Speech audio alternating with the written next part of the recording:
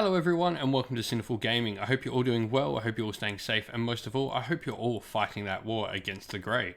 So today, we're going to look at a bunch of rules in Warhammer Age of Sigmar that are a bit more than what they seem on the surface. We're going to look at how these rules sort of impact the game in ways you might not initially think of when you're looking at them.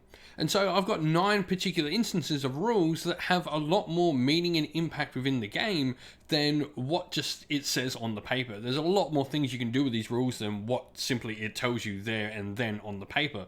So let's get cracking into this. This is 9 rules that are more than they seem. And so number 1 is probably the most common rule that's going to be found on this list on your war scrolls, and that is the fly keyword. Fly is a fantastic ability, and it is a major ability that really does determine with a lot of models are either competitive options or non-competitive options. It can seriously change something's ability on the table just by giving it the ability fly. Fly enables you to ignore all intervening models and terrain and pretty much only travel on a horizontal level, ignoring all the negatives you would otherwise suffer. It does mean you can't land on any models or stuff like that, but you can also get over intervening models, whether they be friendly or foe. You can also ignore terrain and big line of sight blocking terrain, so you're easily able to hide your models behind big pieces of terrain and jump on the other side free from any penalties. As mentioned, it can seriously make a model competitive or make it not competitive, or make it somewhere in the middle. We all know the days of when we have vampire lords on zombie dragons and maw crushers, which are just amazing monsters for their armies, as they're able to sit behind the main lines of fighting troops and then pick their fights where they want to, because they can fly over and hit where they need to. You've got other armies with monsters that don't have flyer, where they need to be front and center and can be a little bit more easily targeted, like things like the Stonehorns from the Beastclaw Raiders, for example. With all of these abilities though, it makes it hard for your opponent to predict and protect against these monsters or these units that have fly. Particularly good are units with really small bases with fly, even things like Nighthaunt that have an army-wide almost fly exclusively over their army. What they can do is, because when they're fighting 25mm bases, they can actually pile in over and fight from both sides of the enemy if they're fighting particular base sizes. It makes them really hard to play against, and you can't leave gaps in your lines if you are playing against them. Next, we have the 6-inch pile-in, and it's worth remembering when we talk about this rule that you need to have particular wording on it to make sure you can do it. You need to have the wording so that it allows your unit to pile in from 6-inch, even though it is not within 3-inch. It is important that it has this, otherwise these abilities don't work in how we're going to talk about them.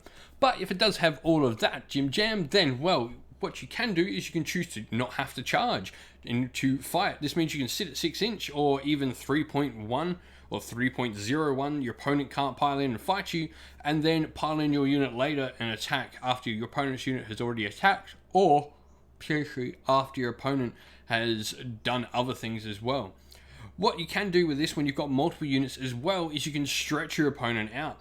You can have multiple 6-inch pile-inch units around your opponent, so when they go to activate and pile in, either in response or the first pile in, they can't maximize their models because they're having to pile in towards lots of different units, and then you're able to bring in your 6-inch pile inches one by one to pick apart your opponent's unit, and your opponent's unit is vastly much less effective.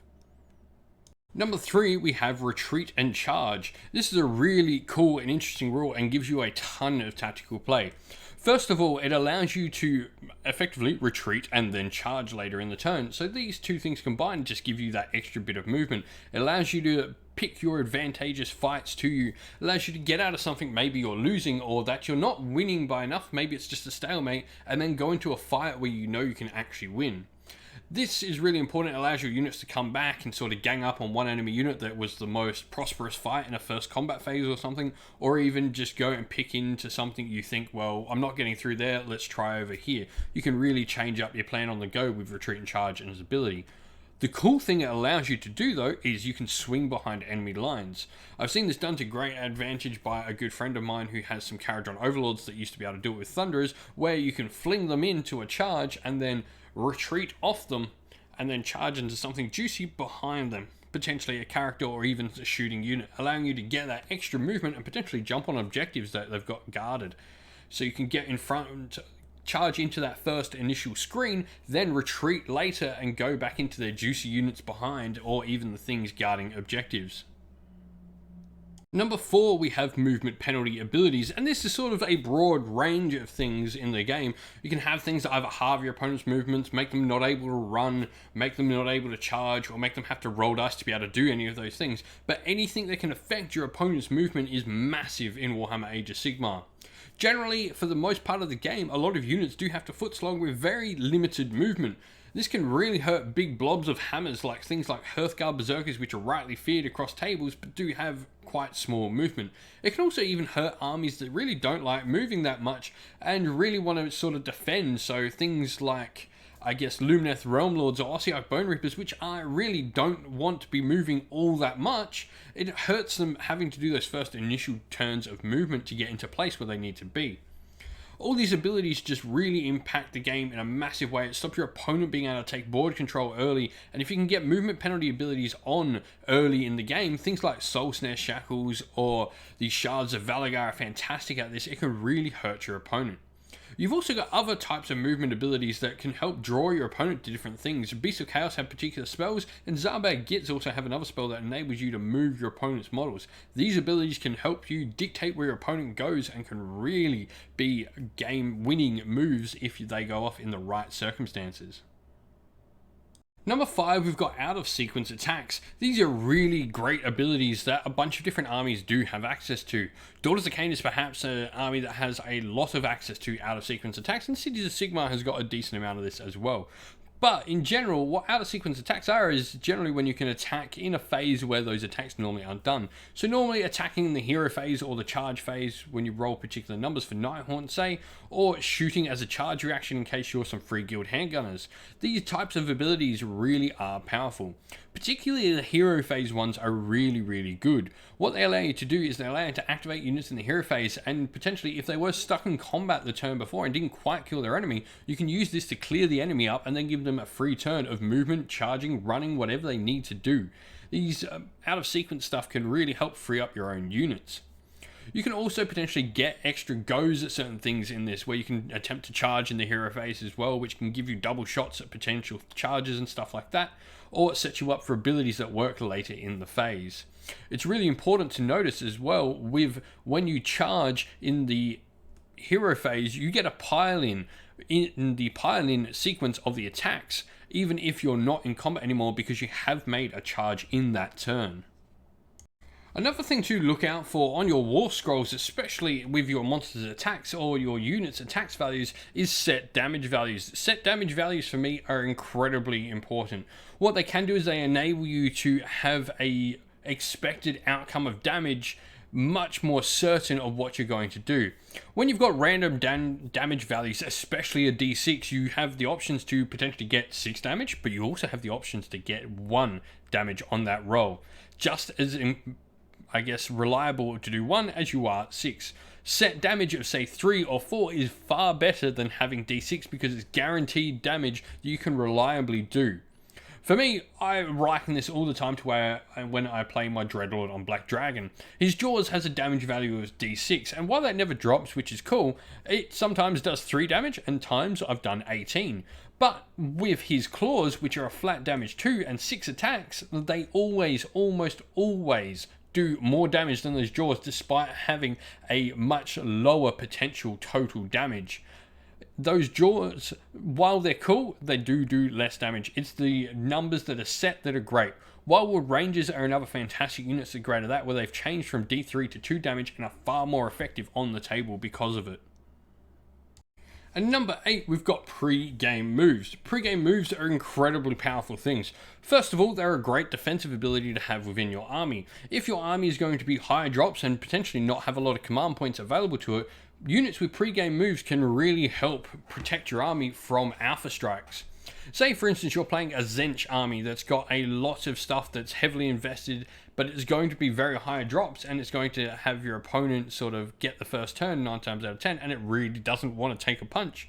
Things like units of Untamed Beasts or Ungors could come into your army and get pre-game moves, which enable them to push out, giving you a screen in front of your screens of effectively making a screen for the screens, or just potentially being your screens and pushing out into the board. enabling you to wither an Alpha Strike or potentially not even be hit by it at all, because you don't really care if you're losing these units to that sort of instance if they're doing their job. What they can also do though is with larger units they can enable you to get early board control. Pre-game moves up the field that with large units can take objectives straight away and force your opponent to either have to play on the counter attack or potentially give you points early in the game because they don't want to engage you yet. It's really good to get the board control really early, and pre-game moves definitely can help you do that.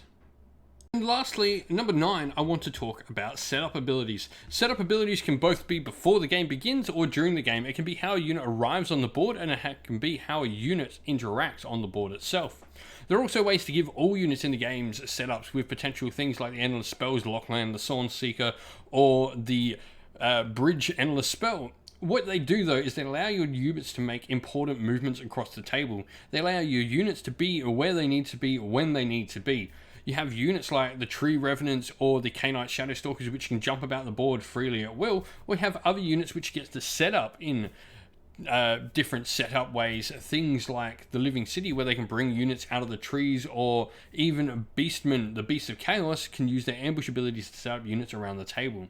Setup abilities can be really great, and they help your army get board control on the table and enable them to affect different parts of the battlefield they might otherwise not be able to get to. Well, thank you all for watching. We hope you enjoyed the video, and if you did, please don't forget to leave a like and subscribe to the channel. If you'd like to come chat more with me and other members of our little community here at Sinful Gaming, you can do so by coming and joining our Discord server, which you'll find a link to in the description of the video. While you're on YouTube as well, go check out my featured channel section, which contains a bunch of other fantastic Age of Sigmar content creators doing everything from battle reports, tactical videos, lore videos, painting tutorials, and more besides that. Lastly though, we'd like to give a shout out to everyone who helps support the channel via Patreon and YouTube members. Thank you to James, AJC, JC, Christian Weir, Soren, Kenny Lowell, Outer and Shot First, Chaospawn, James Crowder, and Andrew Bowen. Thank you all so much for your support. And if you'd like to help support the channel like these fine people do, you can do so by clicking once again on the links down in the description of the video to either YouTube members or Patreon. Thank you all for supporting the channel though, watching the content. Have a nice day, stay safe, stay well, and most of all, keep fighting that war against the Grey. Ciao for now.